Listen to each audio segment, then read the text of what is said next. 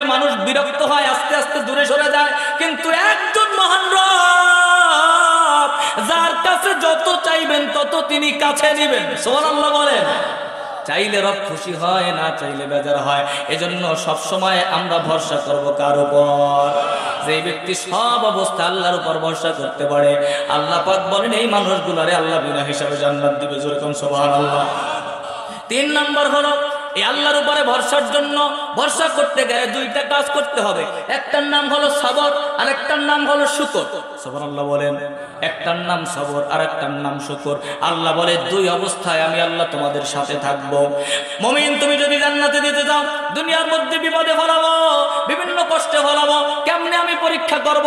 ওয়ালা নাবলুওয়ান্নাকুম বিশাইইম মিনাল খাউফি ওয়াল জু'i ওয়া নাকসিম মিনাল আমওয়ালি ওয়াল আনফুসি ওয়াত থামারাত ওয়া বাশশিরিস সাবিরিন। আমি আল্লাহ অবশ্যই পরীক্ষা করব, খৌফ দিয়ে, ভয় দিয়ে, জু ক্ষুধা দিয়ে, এবারে মাল সম্পদ খাত খামারের ক্ষতি দিয়ে। কথা বলেন ঠিক কিনা? এই বিভিন্ন ক্ষতি হবে, সেই অবস্থায় সবর করতে হবে কার উপর? আল্লাহ বলে ইন্নাল্লাহা মা'আস সাবিরিন, আমি আল্লাহ তাদের সাথে থাকব। যদি কেউ আল্লাহর উপরে সব অবস্থায় ধৈর্য ধারণ করতে পারে আর আল্লাহর উপরে আল্লাহর শুকরিয়া আদায় করতে পারে, ওই মানুষটারে আল্লাহ বিনা হিসাবে জান্নাত দিয়ে দিবে। যেরকম সুবহানাল্লাহ। মা বোনরা আছেন, ভালো করে শুনেন। তাহলে আমরা কি সব অবস্থায় আল্লাহর উপরে তাওয়াক্কুল, ভরসা, শুকর আদায় করতে পারবো? কত বিপদ আমাদের! তো সামান্য কিছু হইলেই আমরা আল্লাহর দোষ দিই। কথা বলেন ঠিক কিনা? একটু বিপদে পড়লেই আর আল্লাহকে মনে থাকে না যে আল্লাহই খালি আমারে দেখে, আর কারো দেখে না। আছে না নাই? সম্মানিত হাজিরিন, একটা কথা মনে পড়ে যায়। ইবনে হিব্বান একটি হাদিসের গ্রন্থ। এই গ্রন্থের মধ্যে আব্দুল্লাহ ইবনে মুহাম্মদ রাহিমাহুল্লাহ একজন মুহাদ্দিস, উনি বর্ণনা করেন যে আমি সেনাবাহিনীর চাকরিতে ছিলাম তৎকালীন সময়। এই অবস্থায় আমি সমুদ্রের কিনারায় সফরে বের হইলাম। হঠাৎ করে দেখতেছি যে সমুদ্রের কিনারায় একটা লোক শুয়ে আছে, আল্লাহর বান্দা শুয়ে আছে। আমি কাছে গিয়ে দেখলাম যে সেই আল্লাহর বান্দার দুইটা পা নাই, দুইটা হাত নাই, দুই চোখে ভালো করে দেখে না, দুই কানে ভালো শুনে না, আশেপাশে কেউ নাই, ঘর বাড়ি আত্মীয় স্বজন নাই। আমি তাকে ফুল অবজারভেশন করে আমি এটাই ডিসিশন নিলাম যে তার গোটা শরীরের একটা অঙ্গ শুধু ভালো আছে, সেটা হলো তার জিহ্বা।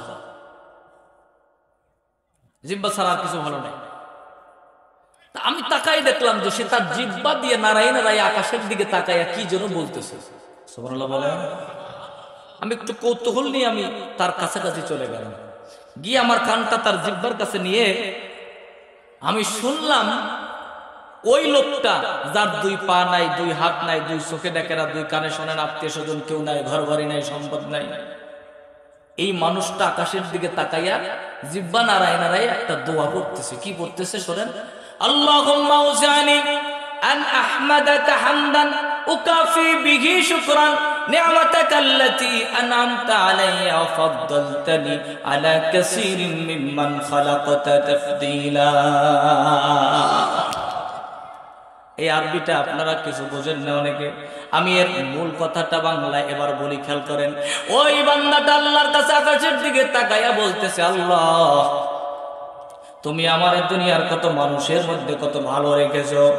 এই পৃথিবীতে কত মানুষ আছে যাদের জিহ্বা নাই, বোবা, জিহ্বা দিয়ে তারা কথা বলতে পারে না, তোমাকে ডাকতে পারে না রে আল্লাহ। অথচ তুমি আমাকে একটা জিহ্বা দান করেছো, যে জিহ্বা দিয়ে আমি তোমারে ডাকতে পারি। আল্লাহ গো, এই পৃথিবীর অনেকের চাইতে তুমি আমাকে ভালো রেখেছ। এই জিহ্বাটা যদি না থাকতো আমি তোমাকে ডাকতে পারতাম না রে মালিক। ও আল্লাহ, আমি কেমনে তোমার এই নিয়ামতটার শুকরিয়া আদায় করব সেই ভাষা আমার জানা নাই। ও আল্লাহ, তোমার কাছে ফরিয়াদ করি, এমন ভাষা আমাকে শিখায়া দাও যে ভাষায় শুকর আদায় করলে তোমার এই নিয়ামতের শুকর আদায় যথেষ্ট হবে। কথার ওজন বুঝতেছেন তো? আপনারা আছেন? কষ্ট হচ্ছে?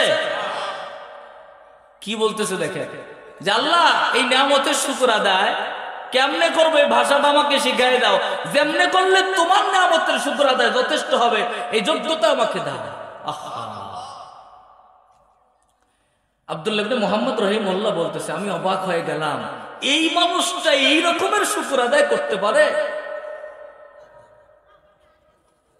আমি তাকে জিজ্ঞেস করলাম, ভাই আপনার সাথে কি কেউ নাই? বলে, আমার একটা বাচ্চা ছিল ছোট, 3 দিন পর্যন্ত ওই বাচ্চাটাকেও পাচ্ছি না। আপনি যদি পান ওই বাচ্চাটাকে একটু খুঁজে নিয়ে আসেন, ও থাকলে আমার নামাজের ওযুর ব্যবস্থাটা করে দিত, আমার ওযু করতে একটু সহজ হইতো। সুবহানাল্লাহ বলে ওই অবস্থায় সে নামাজের ওযুর চিন্তা করতেছে। আর কত কপাল পোড়া, পুরো দেহটাকে আল্লাহ কি চমৎকার করেছে, শরীরে কি শক্তি, ফজরের সময় হাঁটতে বের হয় ডায়াবেটিসের জন্য, কিন্তু আল্লাহর সিজদা দেয় না। ঠিক কিনা বলেন? কপাল পোড়া। আব্দুল্লাহ ইবনে মুহাম্মদ খুঁজতে বের হলেন, খুঁজতে খুঁজতে জঙ্গলের দিকে চলে গেলেন। জঙ্গলের মধ্যে ঘুরতে ঘুরতে হঠাৎ করে কিছু ছোট্ট ছোট্ট হাড্ডি পেলেন। উনি বুঝে ফেললেন এই হাড্ডিগুলা ওই তার সাথে ছোট্ট বাচ্চাটার, তার মানে ওই বাচ্চাটাকেও বাঘে খেয়ে ফেলেছে। কিভাবে এই কথা এখন তার কাছে সংবাদ দিবে, কিভাবে বলবে? উনি ভাবতে ভাবতে কাছে আসছে, এসে বলতেছে, ভাই আপনি কি হযরতে আইয়ুব নবীকে চিনেন? বলে, হ্যাঁ। কিভাবে চিনেন? বলে, আমি জানি এরকমের যে তিনি হলেন সাবিরান হামিদান শাকিরা। আইয়ুব হলো সবচাইতে ধৈর্যশীল এবং প্রশংসাকারী, শুকর আদায়কারী। যেরকম সুবহানাল্লাহ। কারণ 18 বছর পর্যন্ত আল্লাহ পাক তাকে গোটা শরীরটায় পোকা ধরছে, কোনোদিন আল্লাহর কাছে বলে নাই। আইয়ুবের কথা ছিল, আল্লাহ আমারে শাস্তি দিয়ে যদি সুখে থাকে, খুশি থাকে, আমি আইয়ুবও খুশি। জিহ্বায় যখন ধরলেন, আল্লাহর কাছে বললে, আল্লাহ জিহ্বাটা খালি ফাঁকা রাখো, যেন আমি এই জবান দিয়ে তোমারে ডাকতে পারি। এবার আব্দুল্লাহ বিন মুহাম্মদ রাহিমাহুল্লাহ বলে, যেহেতু আইয়ুব নবীকে চিনে, তার কাছে সংবাদ দেয়া যায়। তখন তিনি বলে, ভাই আপনার ওই ছোট্ট বাচ্চাটা কেউ বাঘে খেয়ে ফেলেছে। এই অবস্থায় সংবাদটা শোনার সাথে সাথে আহারে তার প্রতিক্রিয়াটা কি খেয়াল করেন, আকাশের দিকে তাকাইয়া মুস্কি হেসে দিয়া বলে, আলহামদুলিল্লাহ, আল্লাহ গো, জমিনে যা ফয়সালা হয় সব আসমান থেকেই হয়। আমি তোমার প্রতি খুশি আছি। আব্দুল্লাহ বিন মুহাম্মদ রাহিমাহুল্লাহ বলে, আমি অবাক হয়ে গেলাম, কেমনে রবের প্রতি আসো এত খুশি থাকা যায়। আমি তার চেহারার দিকে তাকায় দেখি 3 দিন 4 দিন পর্যন্ত ক্ষুধার্ত অবস্থায়, শরীরটা জীর্ণ জীর্ণ, মনে হয় যেন মরে যাবে। আমি খাবার দেওয়ার কোনো সুযোগ নাই, কি করব? আমি তাকায় থাকতে থাকতে কিছুক্ষণের মধ্যে আসলে আল্লাহর বান্দাটা দুনিয়া থেকে বিদায় নিয়ে চলে গেল। আমি আমার পোশাক, শরীরের একটা চাদর তার গায়ে ঢেকে দিলাম। হঠাৎ করে 4 জন ব্যক্তি আমার কাছে চলে আসলো। 4 ব্যক্তি এসে আমাকে ডাক দেব, ভাই তুমি কি একে চিনতে পারো? আমি বললাম, না, আমি তো তাকে চিনি না। বলে, এই লোকটা হলো রাইসুল মুফাসসিরিন হযরত আব্দুল্লাহ ইবনে আব্বাস রাদিয়াল্লাহু তাআলা আনহুর ছাত্র। সুবহানাল্লাহ বলেন। রাইসুল মুফাসসিরিন আব্দুল্লাহ ইবনে আব্বাস, যার জন্য আমার রাসূল স্পেশাল দোয়া করেছে। মুফাসসিরদের সর্দার বলা হয়। তার ছাত্র মাইনি একজন তাবেঈ। এই তাবেঈর ঘটনা আপনাদেরকে বললাম। এই রকমের ধৈর্য সবর যদি কারো থাকে, আল্লাহ বলে ওই বান্দাটাকে আল্লাহ বিনা হিসাবে জান্নাত দিবে। যেরকম সুবহানাল্লাহ। আমরা চেষ্টা করব তো ইনশাআল্লাহ। মুসলমান বাবাজিরা আমার, এবার আল্লাহ পাক কোন মানুষকে ওজন দিবেন, ওজন দিয়ে কাউকে আল্লাহ জান্নাত দিবেন, কাউকে জাহান্নাম দিবেন। ওজন দেওয়ার পরে কারো কারো আমলনামাটা হালকা হয়ে যাবে। ওই বান্দাটাকে আল্লাহ গোপনে একটা পর্দার মধ্যে ঢুকাই নেবেন। পর্দার মধ্যে ঢুকায়া এবার আল্লাহ বলবে, বান্দারে তুই এই কাজ করছিলি। যেই মানুষগুলো জমিনের মধ্যে যারা ইসলাম ভালোবাসে, মাদ্রাসা ভালোবাসে, মসজিদ ভালোবাসে, ইসলাম, কোরআন, হাদিস, আলেম ওলামা ভালোবাসে, ইসলামের আইন প্রতিষ্ঠা হোক এটা চায়, এই মানুষগুলো সেদিন নিজের অপরাধের কথা শুনে মাথাটা নিচু করে দিবে আর বলবে, আল্লাহ আজকের তো ধরা খেয়ে গেলাম, যাওয়ার আর কোনো জায়গা নাই। যখন অনুতপ্ত হবে, আল্লাহ পাক পর্দার আড়ালের মধ্যে গোপনে তার জিন্দেগীর গুনাহ মাফ করে দিবে। ফেরেশতাদেরকে ডাক দিবে, ফেরেশতারা আরেকবার এই বান্দার আমলনামা ওজন করা হবে। দেখা যাবে বান্দার নেকের পাল্লাটা ভারী হয়ে যাবে। আল্লাহ পাক তাকে চূড়ান্ত জান্নাতের ফয়সালা করে দেবে। আর যারা জমিনের মধ্যে মাদ্রাসা মসজিদ ইসলাম পছন্দ করে নাই, আলেম ওলামা পছন্দ করে নাই, কোরআনের আইন পছন্দ করে নাই, ইসলাম বলে গায়ে হলুদ জায়েজ নাই, কথা বলেন ঠিক কিনা, বিবাহে যৌতুক জায়েজ নাই, হাজী সাহেব হজ করে আসছে 100 বার, আবার উনি ছেলে বিয়া করাইতে যাইয়া যৌতুকের চিন্তা করে, কথা বলেন ঠিক কিনা, আছে না নাই? মুসলমান বাবাজিরা আমার, জমিনের মধ্যে যারা ইসলাম পছন্দ করে নাই, ইসলামের আইনের বিরুদ্ধে অবস্থান করেছে, এই মানুষগুলোরে আল্লাহ পর্দার মধ্যে নিয়ে নিবেন, বলবে এই অন্যায় করেছো। এই মানুষগুলো সেদিন তারা স্বীকার করবে না। জমিনের মধ্যে যেমন মাথা দিয়ে উল্টা চালছে, ওখানে আল্লাহর সামনে বলবে আপনি পাইছেন কই, এগুলো আমি করি নাই। আল্লাহ কয় খবরদার, দুনিয়ায় মিথ্যা বলেছো, আজকের আমার সামনে পাওয়ার কোনো সুযোগ। আল্লাহ পাক বলবে ওদের ওজন কর, ওজন করবে, এবার দেখা যাবে যে বোদের পাল্লা ভারী হয়ে গেছে, নেকের পাল্লা হালকা হয়ে গেছে। আল্লাহ পাক ঢুকা জাহান্নামে, কারণ ওগুলার অন্তর ভালো ছিল না, ওরা ইসলাম পছন্দ করে। এই জন্য মুসলমান বাবাজিরা আমার, আপনি কতটুকু আমল করতে পারলেন, ওটার চাইতে আপনি ইসলামকে কতটুকু ভালোবাসেন। একজন মানুষের হয়তোবা সঠিকভাবে ইসলামের কাজ করতে পারে না, দেখা যায় পরনে টুপি নাই, মাথায় টুপি নাই, জুব্বা নাই, মুখে ধারি নাই, কিন্তু ইসলামের বিপক্ষের কোনো আইন হইলে ওই মানুষটা সহ্য করতে পারে না। নবীকে যদি কটূক্তি করা হয়, ওই মানুষটা নবীর কটূক্তিকারীর বিরুদ্ধে রাস্তায় স্লোগান দেয়, গর্জে ওঠে। আল্লাহ পাক বলেন এই ঈমান ওয়ালা মানুষগুলারে আল্লাহ পর্দার মধ্যে নিয়ে মাফ করে দিবে, যেরকম সুবহানাল্লাহ। অন্তর আল্লাহ কি দেখবে? অন্তর দেখবে।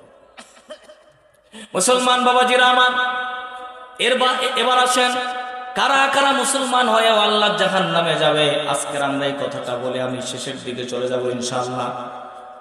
আমরা যেন এর মধ্যে না পড়ি, আজকের এজন্য আমাদের জানার দরকার, যারা মুসলমান হয়েও জাহান্নামে যাবে এদের মধ্যে 1 নাম্বার মানুষ হলো যারা আত্মীয়তার সম্পর্ক ছিন্ন করবে, যারা আত্মীয়তার সম্পর্ক রাখে না, যারা ভাই ভাই দ্বন্দ্ব করে, ভাই ভাইয়ের সম্পদ, ভাই বোনের সম্পদ ঠগায় খায়, বাবা ছেলেরে ঠগায়, ছেলে বাবারে ঠগায়, ভাই বোনকে ঠগায়, চাচা ভাতিজাকে ঠগায়, কথা বলেন ঠিক কিনা, নেতা কর্মীকে ঠগায়, যে যেখানে ঠগায়, এই যে ঠগি আছে, এক কথায় নিকট আত্মীয়তার সম্পর্ক যদি বিচ্ছিন্ন হয়ে যায়, আল্লাহ বলে লা ইয়াদখুলুল জান্নাতা কাতিউন, যারা আত্মীয়তার সম্পর্ক রাখে না এই মানুষগুলো জান্নাতে যাবে, এই মানুষগুলো জান্নাতে যাবে। আল্লাহ রাসূল বলে আত্মীয়তার সম্পর্কের সাথে আমার আল্লাহর রহমতটা জড়ায় আছে। যারা আত্মীয়তার সম্পর্ক ধরে রাখার চেষ্টা করে আল্লাহর রহমতটা তাদের সাথে লটকায় থাকে, আর যারা আত্মীয়তার সম্পর্ক ছিন্ন করে আল্লাহর রহমতের দয়ার নজরটা তাদের থেকে আল্লাহ উঠাইয়া নেয়। আল্লাহর রহমতের নজর যদি উঠে যায় দুনিয়ায় টিকে থাকা যাবে? জান্নাতে যাওয়া যাবে নাকি? এজন্য আত্মীয়তার সম্পর্ক নষ্ট করা যাবে না। 2 নম্বর, যারা পিতামাতার হক আদায় করে না, পিতামাতাকে ভালোভাবে তাদের সাথে ভালো ব্যবহার করে না। রাসূল বলেন সালাসুন লা ইয়াদখুলুনাল জান্নাহ, 3 ব্যক্তি আল্লাহ জান্নাতে যাবে না। এদের মধ্যে একজন হলো আল উকুক, যারা পিতামাতার সাথে ভালো ব্যবহার করে না, পিতামাতার অবাধ্য সন্তান এমন আছে না নাই? 2 নাম্বার হলো যারা আল মুতাশাব্বিহাতু বিররিজাল, যেই নারীরা, যেই মহিলারা পুরুষের সাথে সামঞ্জস্য রাখে, যেই পুরুষ নারীর সামঞ্জস্য রাখে, পুরুষ নারী হয়ে যায়, পুরুষ লম্বা চুল রাখে, পুরুষ মহিলার পোশাক ধারণ করে, পুরুষ নিজের মেয়ে মনে করে, মহিলা নিজের ছেলে মনে করে। আল্লাহ রাসূল বলেন এরা আল্লাহর জান্নাতে যাবে। এই ফিতনা এখন বাংলাদেশে আসছে কি আসে নাই? আল্লাহ আমাদেরকে এখান থেকে ফিরায় থাকার তৌফিক দান করুন, আমিন। মুসলমান বাবাজিরা আমার, যেই কথা বলছিলাম, মা বাবার সাথে অবাধ্য সন্তান, এগুলো আল্লাহর জান্নাতে যাবে না। আপনি অবাক হয়ে যাবেন, আপনি বুঝতেও পারেন না। আমার আল্লাহ যখন তার গোলামীর কথা বলেছে তারপরেই মা বাবার কথা নিয়ে আসছে। আল্লাহ পাক বলেন ওয়াবিল ওয়ালিদাইনি ইহসানা ইম্মা ইয়াবলুগান্না ইনদাকাল কিবারা আহাদুহুমা আও কিলাহুমা ফালা তাকুল লাহুমা উফফিন ওয়ালা তানহারহুমা ওয়া কুল লাহুমা কওলান কারীমা। আল্লাহ পাক বলেন খবরদার পিতামাতার সাথে শব্দ বলে, ধমক দিয়ে, উঁচু গলায় কথা বলবে না। পিতামাতা তোমার বুড়া হয়ে গেছে, তাদের চোখে দেখে না, মস্তিষ্ক দুর্বল হয়ে গেছে, কথায় কথায় ভুল বলে। পিতামাতা ভুল বলে তুমি তাকে ধমক দাও, তুমি বড় অফিসার হয়ে গেছো, শিক্ষিত হয়ে গেছো, পিতামাতাকে পরিচয় দিতে চাও না, খবরদার। না না, আমার রাসূল বলে আমি জানাই গেলাম, শোনো, তুমি যখন হজ ওমরা করতে যাও টাকা খরচ করে, ওই হজ ওমরা তোমার কবুল হলো কি হলো না এই গ্যারান্টি দুনিয়ার কেউ দিতে পারবে?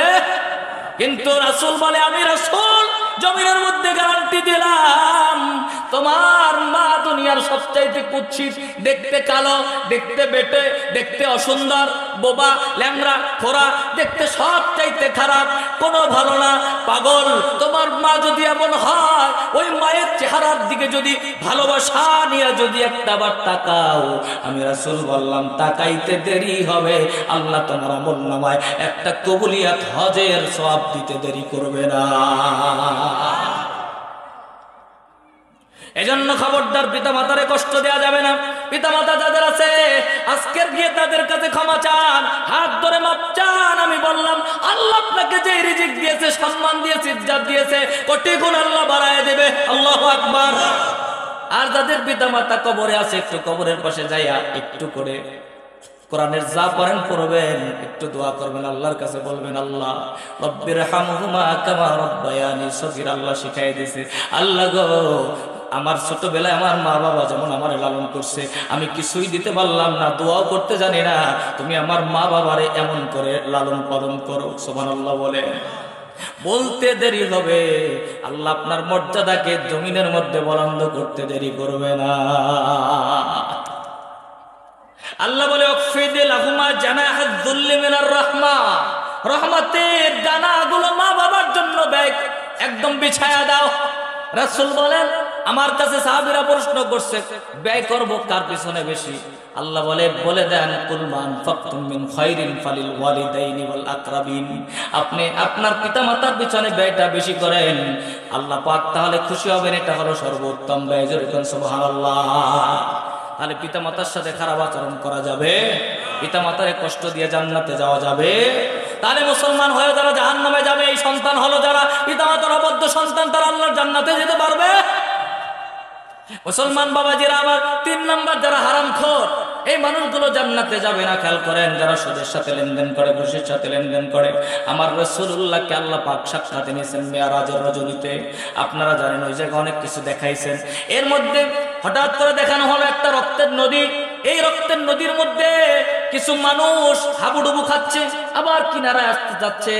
একদল ফেরেশতারা ওই মানুষগুলোর চেহারার মধ্যে, মাথার মধ্যে বড় বড় পাথর মারতেছে, আবার তারা নদীর মধ্যে ভিতরে ঢুকে যাচ্ছে, আবার হাবুডুবু খাচ্ছে, আবার কিনারায় চলে আসতেছে। এমন অবস্থায় যখন চলছে, আমার রাসূল দেখে চোখের পানি ছেড়ে দিছে, ডাক দিয়ে বলে জিবরাইল ভাই, এই কপাল পোড়া মানুষগুলো কারা যাদেরকে রক্তের নদীর মধ্যে ভাবে চুবানো হচ্ছে? জিবরাইল ডাক দিয়ে বলবে ইয়া রাসূলুল্লাহ, ইয়া হাবিবাল্লাহ, এরা আপনার উম্মতের কপাল পোড়া, যেই মানুষগুলো দুনিয়ায় অর্থ সম্পদের পাগল হয়ে তারা ব্যবসা হালাল বাদ দিয়ে হারাম সুদের সাথে লেনদেন করেছে। এই সুদখোরগুলোকে আল্লাহ পাক এই রকমের শাস্তি দিচ্ছে। জোরে কর নাউজুবিল্লাহ।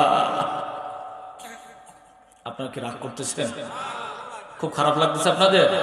এজন্য আমরা মরেও যদি যাই, আপনার যদি শোনেন, সাহাবায়ে কেরাম মাঠে কাজ করতো, আজকে যদি কচুল্লতি তুলে বিক্রি করা লাগে, চা বিক্রি করা লাগে, তারপরেও হারাম খাবো না যুবকরা। কারা কারা পারবেন দুহাত তুলে দেখান। লিল্লাহি তাকবীর। আল্লাহ কবুল করে দেন, কেন আমিন। আপনার হারাম খাইলে আল্লাহ কোন ইবাদত কবুল করে? হারাম, যেই রক্ত মাংস হারাম দিয়া তৈরি, ওই রক্ত মাংসের দোয়া ইবাদত আল্লাহ কবুল করে। এজন্য রাসূল বলেন যে এই মানুষগুলো হারাম খোরেদেরকে আল্লাহ জান্নাতে নিবে। মুসলমান বাবাজিরা আমার, এরপরে ৪র্থ নম্বর হলো, খুব ভালো করে খেয়াল করেন। আপনাদের কষ্ট হচ্ছে নাকি? আলোচনা কি চলবে? চলবে আলোচনা চালাবো? কারা কারা চলবে একটু দেখি তো। লিল্লাহি তাকবীর। হাত নামান। প্যান্ডেলে মাইক সব ইউনিট কেটে গেছে, মনে হয় যে ওখানে কথা হচ্ছে, মাইক আপনাদের পাওয়া যাচ্ছে না। ইস, এটা একটা কথা হলো না? ইন্নালিল্লাহ। এই অপারেটর ভাই কোথায়? মাইক অপারেটর কোথায়? দ্রুত চলে আসেন। মহিলা প্যান্ডেলে মাইক কেটে গেছে, লাইন কেটে গেছে, আপনি দ্রুত চলে আসেন, দ্রুত। মা বোনরা যদি আলোচনা না শুনতে পারে, সামনের দিকে জায়গা আছে, অনেকে জি মা বোন কেটে গেলে বলবো কেমন, আপনারা দ্রুত মা বোনরা সামনের দিকে আগে আসেন একটু কষ্ট করে, অপারেটর দ্রুত চলে আসেন ভাই, মাইক অপারেটর দ্রুত চলে আসেন, দেখেন কোথায় কোথায় মাইক কেটে গেছে, দ্রুত দ্রুত ঠিক করেন, দ্রুত ঠিক করার ব্যবস্থা করেন। একটু জিকির করি, লা ইলাহা ইল্লাল্লাহ, লা ইলাহা ইল্লাল্লাহ, লা ইলাহা ইল্লাল্লাহ, লা ইলাহা ইল্লাল্লাহ, লা ইলাহা ইল্লাল্লাহ মুহাম্মাদুর রাসূলুল্লাহ। দ্রুত একটু দ্রুত আপনারা খেয়াল করেন ভাই, মোনাজাত করে আমরা একটু বিদায় নেব। ওঠা বসা করবেন না, কে ওঠা বসা করবেন না, সবাই আমরা মোনাজাত করে আল্লাহর কাছে কান্নাকাটি করে বিদায় নেব ইনশাআল্লাহ। আপনি দ্রুত, মা বোনরা আলোচনা শুনতে না পারলে তাদের বড় কষ্ট হবে, আমি হক আদায় করতে পারবো না, দ্রুত আপনি এইটা একটু আগে ব্যবস্থা করেন, খেয়াল করেন।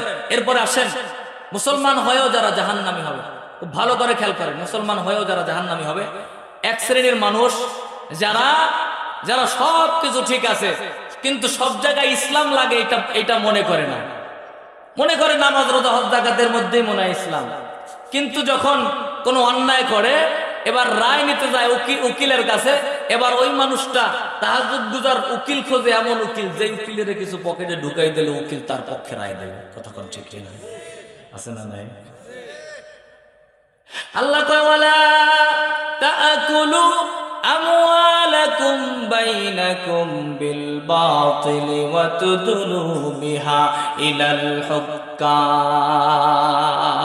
খবরদার, লা তাকুলু আমওয়ালাকুম বাইনাকুম বিল বাতিল, না তোমরা খারাপ কাজ ভালো মালের মধ্যে খারাপ মাল ঢুকায়া তোমরা ভক্ষণ করো না। খবরদার, তোমরা যখন বিচার কার্য পরিচালনা করবে, বিচার চাবে, বিচার করবে, ওই সময় তোমরা অন্যায়ভাবে ঘুষখোর কোনো উকিল নিযুক্ত করবে না। কথা কার বলেন তো? এটা আমি বানাই বলছি নাকি? এখন বিচার ব্যবস্থায় যারা ইসলাম চায় না তারা জান্নাতে যাবে। ইসলাম শুধু নির্ধারিত কোন গণ্ডির মধ্যে না, শুধু রমজান মাসে ঈদ এইগুলোই আমাদের জন্য ইসলাম না। একটা পরিবারে, একটা সমাজে, একটা রাষ্ট্রে ইনসাফ প্রতিষ্ঠা হওয়া, সঠিক বিচার প্রতিষ্ঠা হওয়া, এটা ইসলামের বড় একটা কাজ। কারণ আল্লাহ পাক রব্বুল আলামিন বেইনসাফ পছন্দ করেন, কারণ আল্লাহ বলে আমি ইনসাফ করি। সুবহানাল্লাহ বলেন। আল্লাহ কারো সাথে বেইনসাফি করেন, এজন্য আল্লাহ পাক বলে ইয়া আইয়ুহাল্লাযীনা আমানু কুনু কওয়ামিনা লিল্লাহি শুহাদাআ বিল কিসত ওয়া লা ইয়াজরিমান্নাকুম শানাআনু কওমিন আলা আল্লা তা'দিলু। খবরদার, তোমরা যখন বিচার ফয়সালা করবে তখন উল্টাপাল্টা মিথ্যা সাক্ষী তোমরা দিবে। ওয়া ইযা কুলতুম ফাদিলু ওয়ালাউ কানা যা কুরবা, সত্য কথা বলবে, ন্যায়ের কথা বলবে, সেটা যদি তোমার বাপের বিরুদ্ধেও চলে, বাপের বিরুদ্ধে গেলেও সত্য কথা বলা লাগবে কি লাগবে না? দেখেন এই আয়াতের বিরুদ্ধে আমরা কত মানুষ আছি। দেখেন অন্যায় একটা করছে, ছেলে চুরি করছে, জিনা করছে, অন্যায় করছে এলাকার মধ্যে, এখন একটা সালিশি হবে, এলাকার সালিশদারদেরকে দাওয়াত দেওয়া হয়েছে। এবার ওই যেই বেচারা অন্যায় করেছে ওই বেচারা সালিশিদার নিজের পক্ষে আনার জন্য রাত 10টার পরে ওই সালিশদারের বাড়ি চলে যায়, যায় বলছে চাচা আগামীকালকে যাবেন, আসলে ছেলেটা তো বোঝে না, একটু ভুল করে ফেলছে, যাক আপনি যেহেতু আছেন, আপনারে তো কত ভালোবাসি, আপনার প্রশংসায় আমি দোকানপাটে বসলে আপনার কথা বলি, আপনি যাবেন, একটু আমার দিকে খেয়াল রাখেন। এই কথা বইলা পকেটের মধ্যে একটা বান্ডিল দিয়ে এসে বলে যে রিক্সা ভাড়াটা নেন, যাবেন তো একটু রিক্সা ভাড়া দরকার। বেচারা চলে আসছে, পকেটে হাতের মধ্যে রিক্সা ভাড়া ভার করে দেখে 10,000 টাকার একটা বান্ডিল। বলেন তো দেখি রিক্সা ভাড়া 10,000 টাকা লাগে কি? আছে না নাই? এবার এই কাজটা যে করছে এই লোকটা প্রতি বছর হজে যায়, আর এসে বলে আল হাজ অমুক। কথা বলেন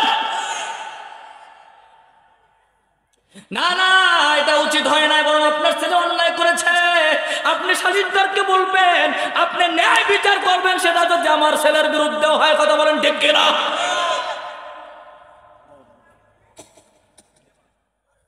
এজন্য রাসূল বলেন বিচারক 3 শ্রেণীর। কয় শ্রেণীর বিচারক? 3 শ্রেণীর। এক শ্রেণী হলো বিচারক এমন যারা বিচার বোঝে, বিচার বুঝা বিচারক হয় এবং তারা সঠিক বিচার করে, অন্যায় বিচার করে না। আল্লাহ রাসূল বলেন এই শ্রেণী জান্নাতি হবে, বাকি 2 শ্রেণী জাহান্নামী। 3 শ্রেণীর মধ্যে কয় শ্রেণী জান্নাতি? 1 শ্রেণী বিচারক জান্নাতে যাবে, সালিসদার জান্নাতে যাবে, আর 2 শ্রেণী কোথায় যাবে? 2 শ্রেণী কারা? এর মধ্যে 1 শ্রেণী হলো যারা বিচার বোঝে, বোঝার পরেও তারা শুধু লোভের কারণে, টাকার লোভে অথবা ক্ষমতার লোভে, পোস্ট পজিশনের লোভে অন্যায়ের পক্ষে রায় দেয়, ন্যায়ের বিপক্ষে রায় দেয়। আল্লাহর রাসূল বলেন এই বিচারক আল্লাহর জান্নাতে যাবে। এবার 3 নাম্বার বিচারক, এমন কিছু বিচারক সমাজে থাকবে, রাসূল বলে সালিসদার থাকবে যারা সালিসি বিচারের কিছুই বোঝে না, কিন্তু টাকার গরমে দলের পাওয়ারে কেমনে কেমনে জানি বিচারক হয়ে গেছে। কথা বলে সালিসদার হয়ে গেছে, আছে না নাই? আসলে কিছুই বোঝে না। আল্লাহ রাসূল বলেন এই মানুষগুলো তো বোঝেই না, ওরা তো সঠিক বিচার করতেই পারবে না, এরাও কোথায় যাবে? আল্লাহর জাহান্নামে। তাহলে 2 শ্রেণী জাহান্নামী, 1 শ্রেণী জান্নাতি। জোরে কোন ঠিক কিনা? এজন্য আপনি যখনই কথা বলবেন, রায় দেবেন, যা কিছু করবেন, ন্যায়ের কথা বলতে হবে। কথা বলেন ঠিক কিনা? এজন্য বিচার ব্যবস্থা ইসলাম দরকার আছে না নাই? আজকের আমাদের যে বিচার ব্যবস্থা, বিচারক কোথায় বলতে বলতে তখন আমেরিকার বিচার, ব্রিটেনের রায় বলে, কিন্তু আজও পর্যন্ত কোনোদিন বলে না এই রায়টা আমার আল্লাহর কোরআনের সূরা নূর এই রায় দিয়েছে। সুবহানাল্লাহ বলেন। আজকের যদি কোরআনের রায়টাও সেই জায়গায় থাকতো, এই জমিনের মধ্যে আল্লাহর রহমত বরকতের বাড়ি দ্বারা বর্ষণ হতে থাকতো, ঠিক কিনা? এজন্য খবরদার, অন্যায়ভাবে উকিল নিযুক্ত করবেন না, ঘুষখোর নিযুক্ত করবেন না। ওরা তো জাহান্নামে যাবে, যারা এদেরকে সমর্থন করবে তারাও জাহান্নামে যাবে। এজন্য মুসলমান বাবাজিরা আসেন, আল্লাহ পাক কোরআনুল কারীমে বলেন লাইসাল বিররু আন তুওয়াল্লু উজুহাকুম কিবালাল মাশরিকি ওয়াল মাগরিব ওয়ালাকিন্নাল বিররা মান আমানা বিল্লাহ। লাইসা, আল্লাহ পাক না বোধক শব্দ দিয়ে শুরু করেছেন। লাইসাল বির, শুধুমাত্র ন্যায় পূর্ণর কাজ এটাই না যে তুমি খালি পূর্বে পশ্চিমে দিকে মাথা ঘোরাবা, পূব পশ্চিমে ঘুরবা। তার মানে মুসলমান বাবাজিরা আমার, আমরা নামাজে দাঁড়াই, সিজদা দেই, আমরা পশ্চিম দিকে ঘুরে দেই। কিছু কিছু মানুষ যাদের কিবলা পূর্ব দিকে, তারা পূর্ব দিকে সিজদা দেয়। কথা বলেন ঠিক কিনা? যাদের কেবলা দক্ষিণে তারা দক্ষিণ দিকে সিজদা দেয়, যাদের কেবলা উত্তরে তারা উত্তর দিকে কেবলা দেয়। আল্লাহ বলে সিজদা দেয়। আল্লাহ বলে এই ধরনের এই জিনিস আনুষ্ঠানিকতা, সিজদাতে দিলে আমাকে নামাজ পড়তে আসো লোক দেখানো, এগুলো আনুষ্ঠানিকতা। যে ব্যক্তি এই ইবাদত করবে ওই মানুষটা কখনো অন্যায়ভাবে উকিল নিযুক্ত করতে পারে না। বিচারালয়, বিচার ব্যবস্থা, অর্থনীতি, সমাজনীতি, রাজনীতি আল্লাহর কোরআনের বিরুদ্ধে চালাতে পারে না, ঠিক কিনা বলেন? মুসলমান বাবাজিরা আমার, কষ্ট হচ্ছে না তো? শেষ করব, আসেন। এই যে বিচারক পৃথিবীর ইতিহাসে একজন বিচারক ছিল, যিনি পৃথিবীর ইতিহাসে সবচাইতে বেশি পরিমাণ সময় বিচারকের চেয়ারে ছিল, যার টাইম ছিল 60 বছর একাধারে। সুবহানাল্লাহ বলেন। কত বছর? 60 বছর পর্যন্ত একটানা বিচারকের দায়িত্ব পালন করেছে, যার নাম হলো হযরতে শুরাই। কি নাম? ইতিহাস প্রমাণ করে হযরতে ওমর রাদিয়াল্লাহু তাআলা এর শাসনামল, হযরতে আলীর শাসনামল, হযরতে হাসান রাদিয়াল্লাহু তাআলা এর শাসনামল, এক একজন প্রেসিডেন্ট চলে যায়, কিন্তু কোন প্রেসিডেন্টের ক্ষমতা হয় না শুরাইকে বিচারকের চেয়ার থেকে নামাতে। সুবহানাল্লাহ বলে। এত স্পিডওয়ালা এবং ন্যায়পরায়ণ একজন বিচারক। মুসলমান বাবাজিরা আমার, দেখেন ইসলাম তাকে বলে, খেয়াল করেন। কথায় কথা মনে পড়ে আল্লাহর নবী মদিনাতুল মুনাওয়ারায় নিজে নিজের হাতে একদিন তেরান দিচ্ছেন, তেরান, গম, জব এগুলো দিচ্ছেন। সকাল থেকে ফজরের নামাজের পরে শুরু করছেন, দুপুরে মসজিদে নববীতে আজান হয়ে যায়। আজান যখন হলো, অর্ডার হয়ে গেল বন্ধ করে দাও, বন্ধ করে দিল তেরান দেয়া। আল্লাহ রাসূল সব রেখে এবার দাঁড়ায় গেলেন। দাঁড়াইয়া তার পোশাকটা ধরে এভাবে জোরে জোরে ঝাঁকি দিচ্ছে, ঝাঁকি। ওমর রাদিয়াল্লাহু তাআলা পাশে দাঁড়িয়ে আছে, সাহাবীরা দাঁড়িয়ে আছে। ওমর জিজ্ঞেস করে, ইয়া রাসূলুল্লাহ, ইয়া হাবিবাল্লাহ, এমন করে এত ঝাঁকছেন কেন? কোনোদিন তো দেখি নাই। আল্লাহর নবী ডাক দেয়া বলে, ওমর, আমি রাসূল সকাল থেকে দুপুর পর্যন্ত তেরান দিচ্ছি, এতক্ষণ পর্যন্ত নিজের হাতে গম জব এগুলো নাড়ানাড়ি করছি, এর মধ্যে নিজের অজান্তে পোশাকের মধ্যে কোনো গমের জবের কোনো টুকরা কোনো খণ্ড ঢুকে থাকতে পারে।